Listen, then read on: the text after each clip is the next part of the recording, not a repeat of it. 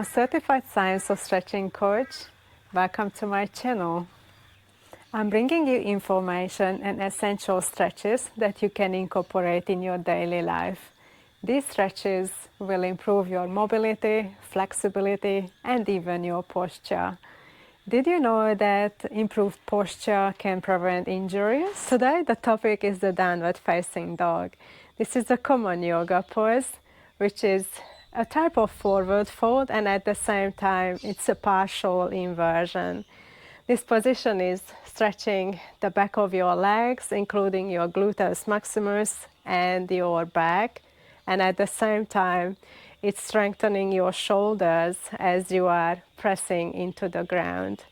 I put a link to one of my previous videos as a reference for how to make it an effective passive static stretch as far as breathing technique and holding time goes. Firstly, I'm going to show you the alignment on the floor from different views. Then I will show you modifications to make it accessible for everyone.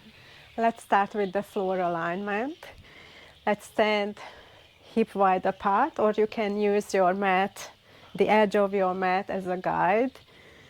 Slightly bend your knees and tilt your hip backwards. Lower your torso and place your palm on the ground. Walk your palm forward. Here you can bend your knees as much as you need to. Then adjust yourself. Your fingers are open and pressing into the ground. They're facing forward. Your arms and shoulders are pressing into the ground. Your shoulders are rotating outward.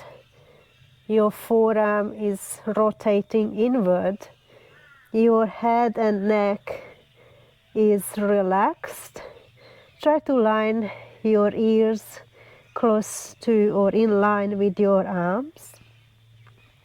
Your spine is neutral. You can pull your belly button in.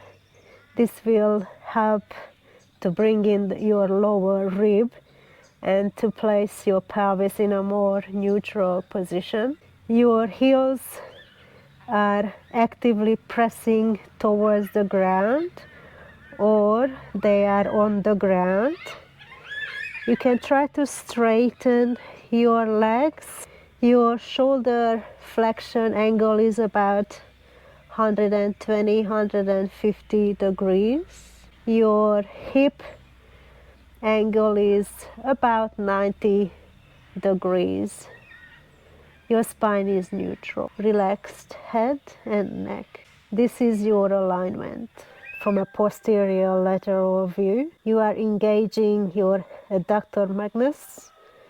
You are stretching your semitendinosus and your biceps femoris in your hamstrings. You are also stretching your calf muscles, your ankle dorsiflexion as you are pressing your ankle down the ground. You're strengthening your shoulders as you're pressing into the floor, and you are stretching your gluteus maximus.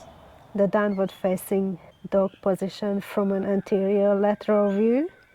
Your fingers are facing forward and pressing into the ground. Your forearm is rotating inward. Your shoulders rotating outward. You engaging your spinal extensors, so the muscles along your spine. You engaging your deltoids. You engaging your trapezius, and you are stretching your latissimus dorsi. For the first modification of this downward facing dog, we will use a chair. Place a chair in front of you and stand behind the chair. Legs are hip wide apart, toes facing forward, or you can use the mat as a guide. Try to reach the chair, the top of the chair, and lower your torso. Your ears are in line with your arm, and try to relax your neck. This will take the pressure off your shoulders, and you are still getting the same stretch in the back of your legs and in your back.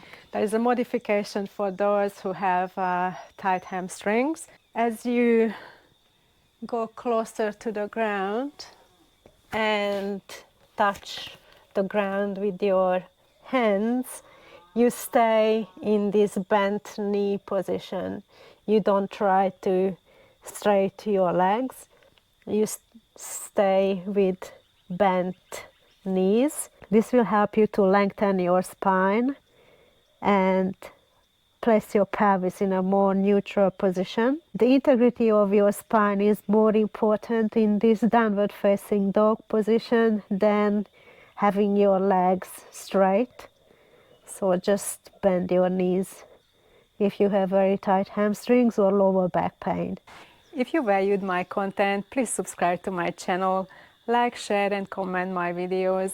This activity will help the YouTube algorithm to pick up my videos and recommend them to other people who are also interested in mobility, flexibility training and just to improve movement in general. Thank you for watching.